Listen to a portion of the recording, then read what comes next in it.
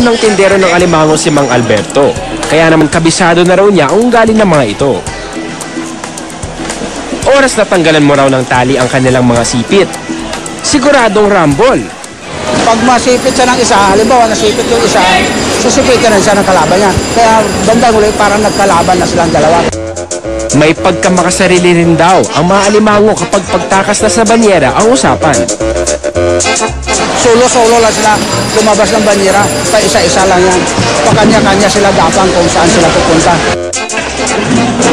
Ang ganitong eksena ang pinagmulan ng masamang ugali na tinatawag nilang crab mentality.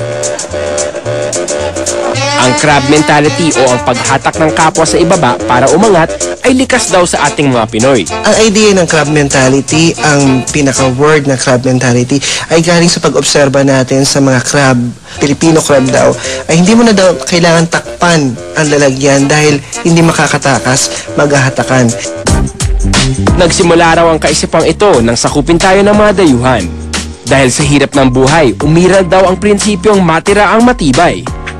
It started nung panahon na dumating ang mga Amerikano, sumunod ay mga Hapon. That was a great transition. So in order to survive in that situation, kailangan ng mga Pilipino maging competitive. Ang crab mentality ay hindi isang pag-ugaling Pinoy na ito ay dumadaloy na talaga sa ating kultura. Ang crab mentality ay nangyari sa atin dahil there was a pressing need. Na iba sa inyo ay medyo kumampit. Sa kabilang banda, isang positibong ugali pa rin daw ang makikita rito. Ang crab mentality ay nasa ilalim at tinatawag nating competitiveness. Filipinos are very competitive.